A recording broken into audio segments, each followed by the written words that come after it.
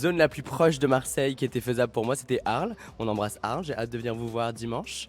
Je l'ai appris tout simplement par mon agent qui a parlé avec les équipes justement des Jeux Olympiques qui nous ont proposé. Donc j'ai trouvé ça hyper touchant parce que c'était pas du pinkwashing ou ce genre de choses, ça venait vraiment, c'était vraiment une envie d'avoir une représentation de la France la plus diverse possible.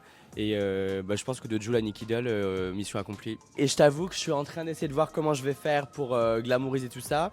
Mais tu peux me donner n'importe quoi, je vais réussir à le transformer en quelque chose de fashion. Donc un pantalon avec un t-shirt, il y a des moyens de cintrer tout ça. Mais je serai en blanc premier. Moi je suis né à Marseille, il faut le savoir, en 91. Je vous laisse calculer. Voilà, j'ai 12 ans et demi. Je retourne dans le sud très souvent, j'ai beaucoup de famille là-bas encore. Et donc du coup, je me sens du sud en fait. Donc voilà, je suis ravi d'y aller, d'y retourner avec une flamme. Je trouve que c'est hyper important, surtout maintenant. Je pense que le contre-coup d'une visibilité comme Drag Race ou le contre-coup d'une visibilité grâce aux réseaux sociaux des personnes trans par exemple, il y a un backlash, il y a des gens qui essayent de nous nuire et d'essayer de redéfinir ce qu'on est d'une manière beaucoup plus glauque.